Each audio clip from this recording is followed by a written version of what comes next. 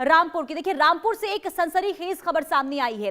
एक युवक पर आतंकवादी गतिविधियों में संलिप्त होने की जानकारी मिली और इसके बाद गुजरात एटीएस ने खुफिया इनपुट के आधार पर कार्रवाई कर उसे हिरासत में लिया और मोबाइल, सोशल मीडिया जांच के कट्टरपंथी सामग्री, हिंसा भड़काने वाले वीडियो और टारगेट की तस्वीरें भी मिली है। आज हम आपको दिखाएंगे कि इस हाई प्रोफाइल गिरफ्तारी की पूरी कहानी आखिर क्या है और कैसे एटीएस ने रामपुर के युवक और उसके नेटवर्क को ट्रैक किया और गिरफ्तार करने में सफलता हासिल की है। रिपोर्ट के जरिए देखिए। रामपुर का युवक कट्टरपंथी एजेंडे में सक्रिय, दर्जी फैजान निकला आतंकी साजिश करता। आतंकी गतिविधियों का शक, इंस्टा हैंडल से खुलासा। यूपी के छोरे को गुजरात एटीएस ने धर दबोचा। मोबाइल में मिले हिंसक वीडियो, आतंक फैलाने की धमकियां, नक्शे, पिस्टल, कारतूस और कट्टरपंथी साहित्य जब्त, टारगेट किलिंग और अलग कश्मीर की योजना। रामपुर के डुंडावाला और नरपत नगर के रहने वाले फैजान शेख उर्फ फैजान सलमानी को गुजरात एटीएस ने हिरासत में लिया है। सूत्रों के मुताबिक फैजान पिछले 8 साल से गुजरात में कोट बनाने के कारखाने में काम कर रहा था और खुफिया इनपुट के आधार पर एटीएस ने कार्रवाई की। पिता शकील का कहना है कि फैजान को बेकसूर फंसाया जा रहा है। परिवार की आर्थिक स्थिति मध्यम है और परिवार सदमे में है। एटीएस की टीम ने बताया कि जांच के दौरान फैजान के इंस्टाग्राम हैंडल पर संदेह हुआ और लोकेशन कंफर्म होने के बाद उसे हिरासत में लिया गया है। क्या नाम है आपका? शकील। ये क्या मामला है, ये जो पुलिस आपके यहाँ आई है? ये पुलिस साहब आई थी मेरे पास कल, जानकारी के लिए आई थी। किस चीज़ की जानकारी? वही फैजान के बारे में जानकारी लेने आई थी। फैजान कौन है? बेटा है मेरा। क्या मामला है उसका, फैजान का? उसे साहब उसमें आतंकवादी केस में रख दिया गया है। कहाँ पर रख दिया गया है? नुसारी। नौसारी कहाँ पड़ता है ये? गुजरात के पास। गुजरात के पास। तो आपको कैसे पता लगा कि आतंकवादी का केस रख गया उसको? साहब मुझे उसने बताया, ठेकेदार ने, उसके ठेकेदार ने। ठेकेदार का क्या नाम है? इस्लाम, ठेकेदार इस्लाम। तो ये पहले भी कांटेक्ट में आपके ठेकेदार रह चुका है क्या? हाँ साहब, ये बच्चा मोह रहा है, मोह रहा है, पड़ोसी है मेरे ही। अच्छा, कोई ऐसी बात नहीं है, मेरे पड़ोसी हैं ये, इनके पास ही रहा बच्चा मेरा। 8 साल तो हो गए, 8 के 7 के साल के बीच में है। ये ठेकेदार जो है क्या इसी मोहल्ले का है? हाँ, मेरे पड़ोसी हैं ठेकेदार जो हैं। क्या नाम है ठेकेदार का? इस्लाम। इस्लाम। इस्लाम। अच्छा, तो आपका बच्चा कितने साल से काम कर रहा है वहाँ? 8 साल तक काम कर दिया साहब। 8 साल से काम कर रहा है। मैंने भरोसे पे छोड़ रखा है इनके। अच्छा।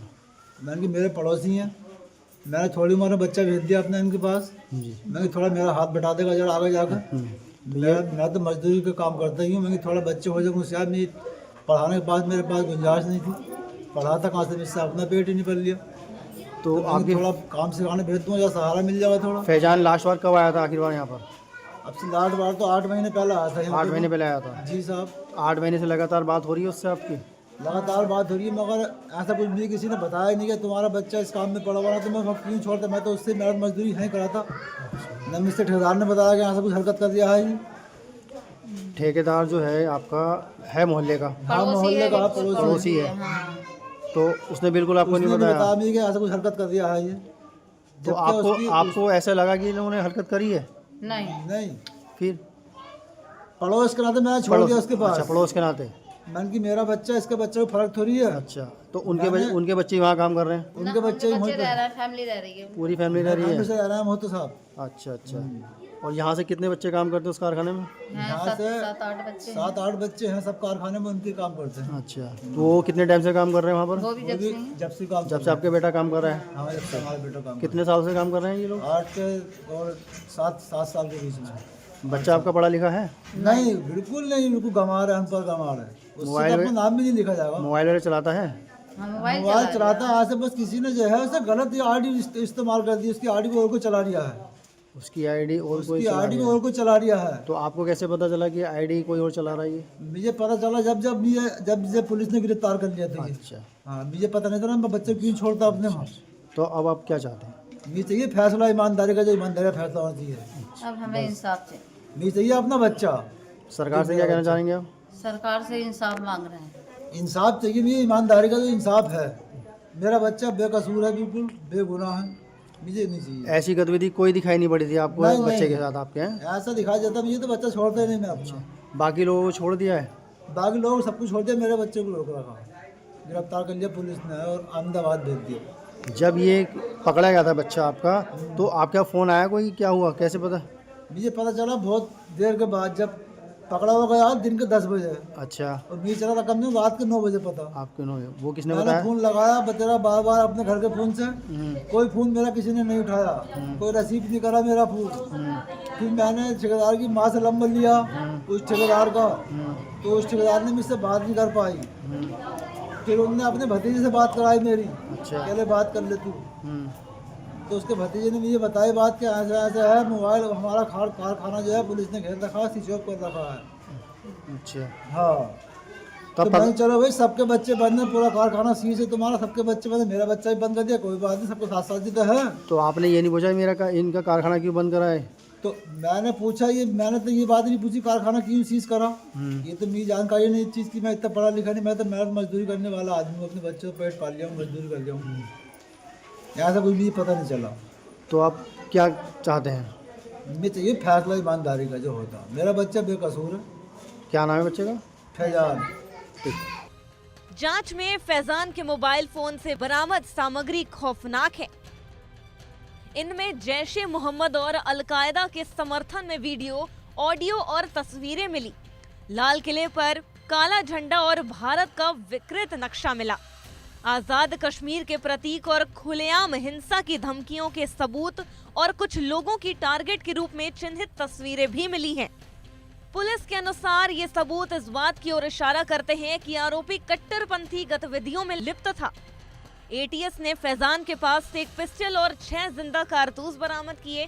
साथ ही अरबी और उर्दू में लिखी 29 पन्नों की कट्टरपंथी साहित्य सामग्री भी मिली। पूछताछ में फैजान ने स्वीकार किया कि बीते 6-7 महीनों से वो मोहम्मद अबू बकर नामक हैंडलर के संपर्क में था। जांच में पता चला कि आरोपी जानबूझकर कट्टरपंथी सामग्री फैलाने में सक्रिय था। एटीएस की टीम अब फरार हैंडलर और इस नेटवर्क से जुड़े अन्य लोगों की भी तलाश में जुटी है। फैजान की गिरफ्तारी से रामपुर में हड़कंप मच गया।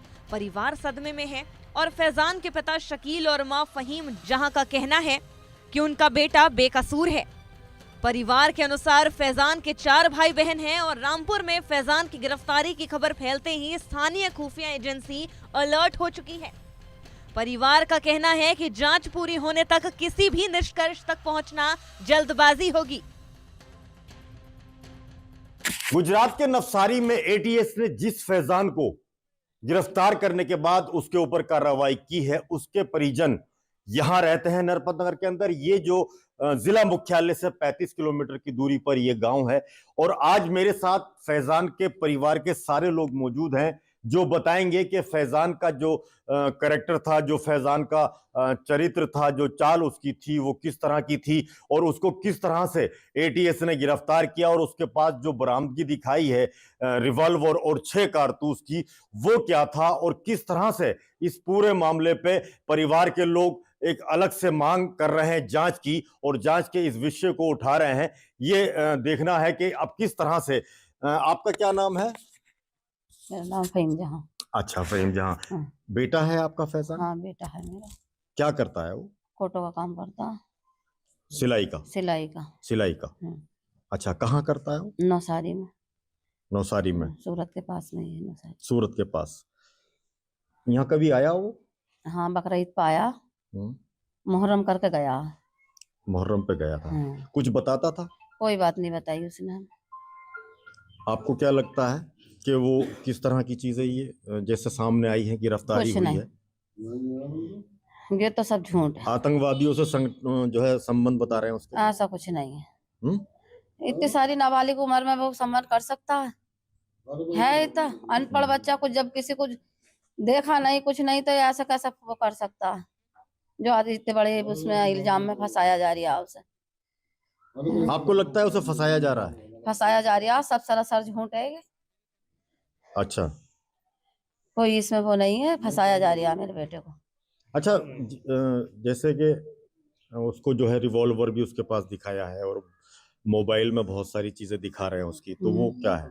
सब झूठ है, सब झूठ है। रिवॉल्वर तो कभी हमने कभी घर में वो न देखा, तो ये तो रिवॉल्वर कहाँ से आएंगे? अच्छा, रिवॉल्वरों से हमें क्या मतलब? नहीं जिस तरह से ये दिखा रहे जा रहे हैं कि ये सामान बरामद हुआ है और ये सब चीजें उसके पास है, तो ऐसा लगता है कि कभी वहीं यहाँ कोई चीज लाया है वो? नहीं, कभी कोई चीज नहीं लाया कपड़ों से अलावा। वो भी 2-1 जोड़ी कपड़े लाया था। अच्छा। लाए कर रहा था, कभी भी आया तो 15 दिन के लिए, 20 दिन के लिए।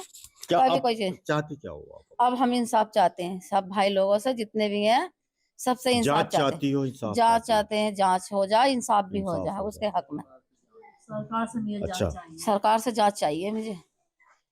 ये जांच जो है सरकार से चाहिए। आपको लगता है आपका बेटा निर्दोष है? मेरा बेटा निर्दोष है, मुझे फंसाया लग जा रहा रहा है फंसाया जा रहा है। इतना बड़ा इल्जाम कर लगाने वाले बस ऐसा कर सकता है बच्चा वो? क्या कैसा लगता है ये? खड़ी रही। कैसा लगता है? बहुत गरीब बच्चा है, हाँ। बहुत गरीब बच्चा है। वो मेहनत मजदूरी करता है और कोई काम नहीं करता। बाकी अभी नाबालिग बच्चा है, नाबालिग बच्चा है अभी, वो कोई काम नहीं जानता। वो कील भी नहीं चलाना जानता कि किसे कील कहते हैं। ये है। अच्छा, रिवॉल्वर जो चलाने की बात आ रही है या कुछ रखने नहीं, की? कुछ नहीं। आप लोगों को कैसा इनका व्यवहार लगता है? आप लोग अच्छा व्यवहार है इन लोगों का, बहुत बढ़िया व्यवहार है। गरीब लोग हैं। अच्छा। इनके बाप भी गांव की सेवा करते हैं, खाना बनाते हैं। बच्चा भी आ जाता है तो और बच्चे से प्लेटें धुलवाते हैं, बर्तन धुलवाते हैं। मतलब वो जो लड़का जब यहाँ आता है तो वो झूठी प्लेटें धोता है? बहुत होता है, गरीब घर है ये, मजदूरी के साथ। मजदूरी गुजारा करते हैं अपना। अच्छा, गुजारा करने के लिए काम करते हैं गरीब लोग। अच्छा, जैसे ये सूचना मिली तो क्या लगा कि नहीं, गलत लगा सूचना, गलत लग रही है सूचना, गलत लग रही है? हाँ, गलत लग रही है। तो इसमें जांच होनी चाहिए। हाँ, जांच होना चाहिए। गरीब लोग हैं, ऐसा क्यों कर रहे हैं? पेट पाल रहे हैं, अपना गुजारा कर रहे हैं। अभी कहाँ है ये शकील? शकील वहाँ पे गए होती हैं मिलने के लिए, गए हुए हैं? हाँ। अच्छा। हाँ, बहुत मुश्किल परेशानी हुई है ना, जाने में भी तबीयत खराब हुई है। तो ये देखिए जिस तरह से सब लोग हैरान और परेशान है, पूरा परिवार और माँ। हालांकि ये बड़ा इनके लिए आघात तो है, लेकिन हौसला नहीं तोड़ रहे ये लोग। और इसके साथ ही एक देखने वाली बात यह है कि इनका साफ तौर पे ये कहना है कि इसमें इंसाफ की जरूरत है, जांच की जरूरत है, उनको न्याय चाहिए, जांच हो। लेकिन जांच कैसे हो? यूएपीए के बाद उसको रिमांड पे लिया गया है और उसके बाद में बहुत सारी जानकारियां जुटाने की बात कही जा रही है। तो ऐसे में देखना यही होगा कि फैजान सलमानी को क्या एटीएस इसी आधार पर आतंकी संबंध घोषित करेगी, जैसे कि मैसेंजर के जरिए और फेसबुक के जरिए कमेंट्स करना और लाइक करना, शेयर करना होता है। अगर इसी आधार पर उसको आतंकी संगठन के साथ जोड़ा जाएगा तो सभी लोगों का, बस्ती के लोगों का, पड़ोसियों का, आसपास के लोगों का और रिश्तेदारों का, सबका ये कहना है कि इस हालात में तो जो है गलती तरीके से उसको फंसाया जा रहा है। लेकिन जिस तरह से एटीएस ने अपना आधार बताया है, इसके बाद में लगता है कि अभी एटीएस उसमें और जांच के बाद में जानकारी जुटाएगी और उसको दूध का दूध, पानी का पानी करेगी। लेकिन इंसाफ की गुहार परिवार लगा रहा है, उसमें कार्रवाई चाहता है कि जिस तरह से इसमें ये घटना बताई गई, जिस तरह से इसको जोड़ा गया, एक अलग से नक्शा बताया गया, उसके मोबाइल में आपत्तिजनक चीजें बताई गई, एटीएस ने जितनी चीजें बताई उसकी व्यापक स्तर पर जांच और उसके बाद में उस पर कार्रवाई जो है वो जरूरी हो। और ऐसा ही परिवार के लोग भी मांग कर रहे हैं कि इसकी जांच की जाए, जांच में जो तथ्य सामने आए वैसी कार्रवाई की जाए। जबरदस्ती किसी बेगुनाह बच्चे को, 17 साल का बच्चा जो कि झूठन वाले बर्तन, बारातों की, शादियों की समारोह में धो के मजदूरी करता है अपने पिता के साथ, ऐसे लड़के को आतंकी संबंध बताना और उसको फिर जेल में ले जाना, ये अपने आप में ये बताता है कि कहीं ना कहीं शायद जांच एजेंसियां भी चूक कर रही हैं। इसमें और जांच की जरूरत है। इंडिया न्यूज के लिए फहीम खान, रामपुर। गुजरात एटीएस ने इस मामले में यूएपीए, भारतीय न्याय संहिता और आर्म्स एक्ट की सख्त धाराओं में केस दर्ज किया है। एटीएस टीम फरार अबू बकर और नेटवर्क से जुड़े अन्य लोगों की तलाश में जुटी है। जांच में सामने आए डिजिटल सबूत और हथियार इस बात की ओर इशारा करती है कि आरोपी गंभीर आतंकवादी गतिविधियों में लिप्त हो सकता है। उत्तर प्रदेश से गुजरात तक फैले आतंकवादी नेटवर्क का पर्दाफाश इस गिरफ्तारी से हुआ है। मोबाइल और सोशल मीडिया की जांच ने दिखा दिया कि कैसे कट्टरपंथी युवा मस्तिष्कों को प्रभावित कर सकते हैं। फैजान और उसके नेटवर्क के खिलाफ यूपीए और आर्म्स एक्ट के तहत कार्रवाई जारी है। और पुलिस की सक्रियता और खुफिया इनपुट ने समय रहते बड़ा संकट टाल दिया। ये चेतावनी है कि कानून की नजर हर कट्टरपंथी और आतंकवादी गतिविधि पर है। जांच और गिरफ्तारियों के बाद न्याय की राह पर कदम बढ़ाना सुनिश्चित है। रामपुर के फैजान को गुजरात की एटीएस ने आतंकी संबंधों में गिरफ्तार करने के बाद उसके ऊपर यूएपीए लगा के उसको जेल भेजा। रिमांड लेने के बाद अब उससे पूछताछ चल रही है। लेकिन मैं इस वक्त मौजूद हूं नरपत नगर के अंदर। फैजान का जो परिवार है वो परिवार का ये कहना है कि फैजान बेगुनाह है और फैजान के मामले में व्यापक रूप से जांच होनी चाहिए, क्योंकि फैजान 17 साल का है और अनपढ़ है। अपने पिता के साथ वो जो शादी समारोह होते हैं उसके अंदर प्लेटें धोने का काम करता है और फैजान चूंकि यहाँ से टेलरिंग के काम के लिए गया था और उसको आतंकी साजिश करने के मामले में गिरफ्तार किया है।